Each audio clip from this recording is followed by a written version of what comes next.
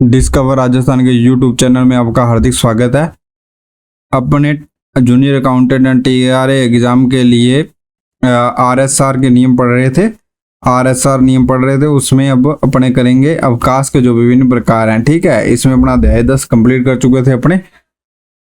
अब जो अवकाश के विभिन्न प्रकार हैं, पहले उनका अध्ययन करेंगे। अवकाश कौन कौन से प्रकार के होते हैं। ठीक है, राजस्थान सेवा नियम के जो 1951 खंड 1 के अध्याय 12 में 11 में विभिन्न प्रकार के अवकाश के निम्न 9 अनुभागों को प्रावधान निम्नानुसार उपलब्ध है। ठीक है, अनुभाग फर्स्ट है जो उसमें सामान्य नियम है। ठीक है, 87 से 89 तक।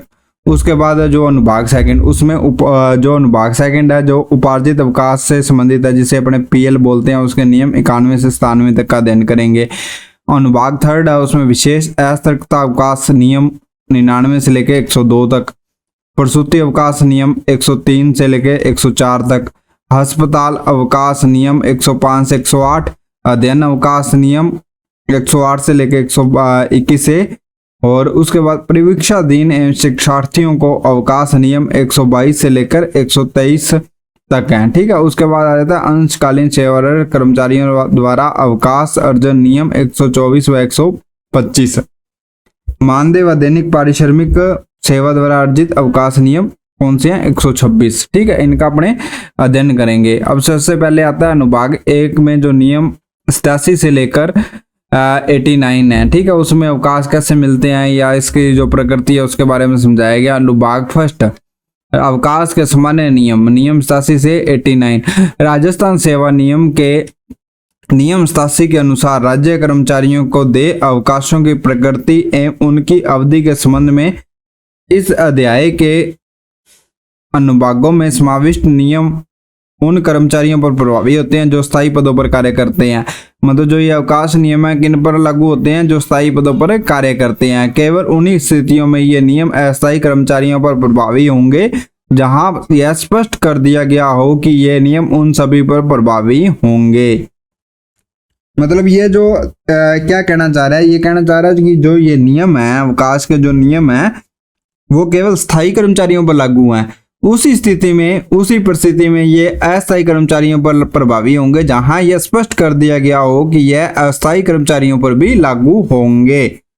अवकाश का लेखा नियम 87A के अनुसार प्रत्येक राज्य कर्मचारी के अवकाश का लेखा राजस्थान सेवा नियम खंड सेकंड क में अंकित प्रपत्र संख्या 1 में रखा जाएगा।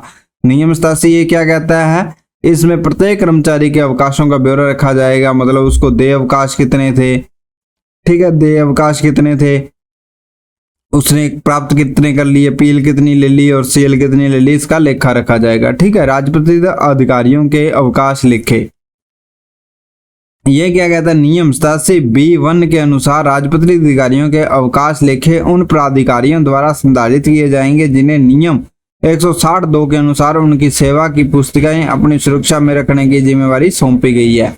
अब राजपत्रित अधिकारी उनके अवकाश के लेखों के संबंध में यह नियम क्या कहता है, यह नियम कहता है कि उन प्राधिकारियों द्वारा संचालित किए जाएंगे जिन्हें नियम 162 के अनुसार उनकी सेवा पुस्तिकाएं अपनी सुरक्षा में रखने की जिम्मेवारी सौंपी गई है।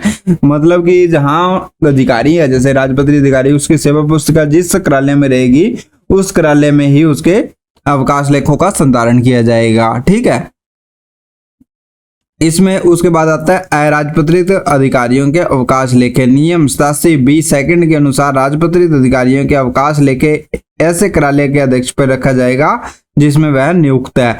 मान लो अब जैसे अपने बात करते हैं, जैसे एक ऑफिस है, उसका कार्यालय अध्यक्ष है, उसका मतलब कार्यालय अध्यक्ष अधीन में 15 जो है कर्मचारी काम करते हैं, राजपत्रित कर्मचारी, तो उनके अवकाश का लेखा क्या कहाँ रखा जाएगा, उसी कार्यालय में कार्यालय अध्यक्ष के पास रखा जाएगा।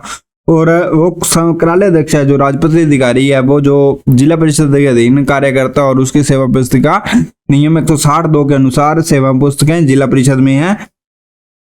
तो राजपत्रित अधिकारी के लिए लेखे का जो अवकाश के लेखे हैं वो कहाँ रखे जाएंगे, जिला परिषद के द्वारा रखे जाएंगे। ठीक है, उसके बाद नियम आ जाता है राजपत्रित अधिकारियों के अवकाश लेखे के संबंध में है जो कराले अध्यक्ष द्वारा रखा जाएगा जिसमें वह नियुक्त है। राजस्थान सरकार ने यह निर्णय लिया है कि एक राजपत्रित कर्मचारी जो एक राजपत्रित पद पर कार्यवाहक के रूप में कार्य कर रहा है, यदि वह अवकाश पर जाता है तो उसे सभी प्रयोजनार्थ जैसे अधिसूचना जारी करना, अवकाश वेतन भत्ते प्राप्त करना, चिकित्सा प्रमाण पत्र के आधार पर अवकाश, उसकी वर्दी की स्वीकृति आदि के लिए अवकाश काल में राजपत्रित पद को ही धारित किया हुआ माना जाएगा। मान लो एक जैसे कराले अध्यक्ष वो राजपत्रित होता है, वो क्या है कि अवकाश पर चला गया, लंबी छुट्टी लंबी नियुक्त रूप से उसकी नियुक्ति नहीं हुई, मान लो कि एक ठीक है, और उसके जगह किसी ऐसे व्यक्ति को चार्ज दे दिया जो अराजपत्रित कर्मचारी है, ठीक है, लेकिन उसको कराले अध्यक्ष का चार्ज मिल सकता है और वह अराजपत्रित कर्मचारी है।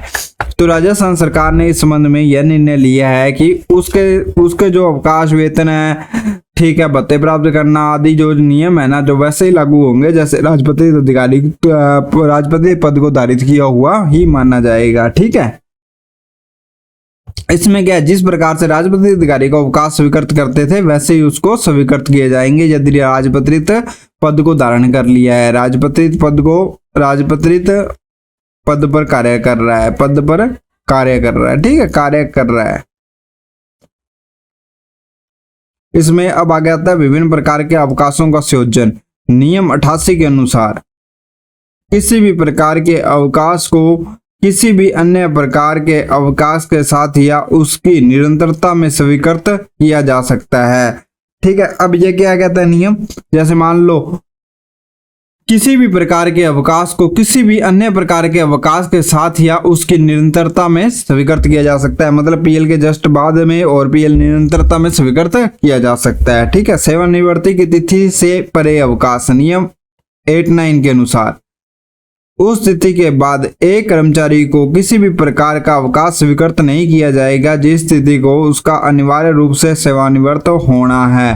ठीक है, अब ये नियम क्या कहता है, नियम 89 के अनुसार उस तिथि के बाद एक कर्मचारी को किसी भी प्रकार का अवकाश स्वीकृत नहीं किया जाएगा जिस तिथि को उसने अनिवार्य रूप से सेवानिवृत्त होना हो। ठीक है, अब मान लो किसी व्यक्ति को अनिवार्य रूप से सेवानिवृत्ति ले रहा है तो उसे आगे जो सेवानिवृत्ति की तिथि है उससे आगे उसका अवकाश स्वीकृत करना कोई वैसे प्रासंगिक भी नहीं है, इसलिए उसका ये अवकाश है जो नहीं स्वीकार नहीं किया जाएगा। ये क्या कहता है, किसी अधिकारी की अनिवार्य सेवानिवृत्ति की तिथि के बाद जनहित में उसकी सेवावर्दी स्वीकृत की गई हो तो उसे निम्न प्रकार से, मान लो कि जैसे वो सेवानिवृत्ति से वापस आता है, ठीक है, वापस आ जाता है और उसकी क्या कहते हैं अनिवार्य सेवानिवृत्ति किसी कारण से अभिवर्दी कर दी जाती है, मतलब कि स्वीकृत नहीं की जाती, सेवावर्दी स्वीकृत कर ली जाती है, तो ऐसे दशा में निम्न प्रकार से उपार्जित अवकाश स्वीकृत किया जाएगा। उसका क्या किया जाएगा, उपार्जित अवकाश स्वीकृत कर दिया जाएगा। वो क्या है, निम्न प्रकार से स्वीकृत किया जाएगा। सेवा काल में वर्दी की अवधि में अर्जित अवकाश तथा सेवानिवृत्ति से पूर्व देय अवकाश स्वीकृत कुल मिलाकर दोनों मिलाकर सेवावर्दी की समाप्ति पर ही स्वीकृत किया जा सकता है। जो इसकी पहली शर्त क्या कहती है, सेवा काल वर्दी के दौरान इस अवधि में अर्जित अवकाश तथा वे उपार्जित अवकाश जो अनिवार्य सेवानिवृत्ति की तिथि को सेवानिवृत्त हो जाने के योग्य थे वही माने जाएंगे। ठीक है, दूसरा क्या कहता है, अनिवार्य सेवानिवृत्ति की तारीख को दे उपार्जित अवकाश जो सेवावर्दी की अवधि में मांगे गए हों किंतु लोकहित की आवश्यकता के कारण अस्वीकृत कर दिए गए हों। ठीक है, तीसरा क्या कहता है, सेवावर्दी काल में अर्जित अवकाश की संख्या सेवा नियम 91 के अनुसार निर्धारित की जाएगी। ठीक है, अब इसमें अपने सिंपल भाषा में मैं आपको बताता हूं, किसी कर्मचारी को उस तिथि के पश्चात किसी भी प्रकार का अवकाश स्वीकृत नहीं किया जाएगा जिस दिन उसकी अनिवार्य सेवानिवृत्ति हो जानी है। किसी अधिकारी की अनिवार्य सेवानिवृत्ति की तिथि के बाद जनहित में उसकी सेवावर्दी स्वीकृत कर दी गई हो तो उसे निम्न प्रकार से उपार्जित अवकाश स्वीकृत किए जाएंगे। सेवावर्दी के दौरान इस अवधि में अर्जित अवकाश तथा वे उपार्जित अवकाश जो अनिवार्य सेवानिवृत्ति की तिथि को सेवानिवृत्त हो जाने के पश्चात स्वीकृति योग्य थे या सेवावर्दी की अवधि में समाप्ति के पश्चात उपार्जित अवकाश जो अनिवार्य सेवानिवृत्ति की तिथि को सेवानिवृत्त होने पर स्वीकृत किया जा सकता था, परंतु इसमें सेवा काल में वर्दी के दौरान लिया गया उपार्जित अवकाश कम कर दिया जाएगा। सेवावर्ती काल में अर्जित अवकाश जिसे कर्मचारी ने सेवावर्ती की निर्धारित अवधि की समाप्ति से पूर्व मांगा था, परंतु लोकहित के कारण वह अस्वीकार कर दिया गया हो, तो इसको उपार्जित अवकाश स्वीकृत किया जा सकता है। ठीक है। और इसी कंडीशन में जैसे मान लो राजपत्रित अधिकारियों के अवकाश का सत्यापन महालेखाकार राजस्थान से करवाना होता है। उन्हें अवकाश पर संभावित प्रस्थान से 2 माह पूर्व प्रार्थना प्रस्तुत करना चाहिए। राजपत्रित कर्मचारी है जो उनका जो सत्यापन है महालेखाकार राजस्थान से करवाना होता है। ठीक है, अवकाश के अधिकार संख्या का। ठीक है, उसके बाद संभावित 2 माह से पूर्व प्रार्थना पत्र प्रस्तुत करना चाहिए। ये एक निर्देश है। वैसे अराजपत्रित कर्मचारियों के बकाया या अवकाश का महालेखाकार राजस्थान से सत्यापन नहीं करवाना होता है। उन्हें अवकाश पर प्रस्थान की संभावित तिथि से 1 माह पूर्व प्रार्थना पत्र प्रस्तुत करना चाहिए। और नियम जो 90 है उसका क्या है, विलोपन कर दिया गया है। ठीक है।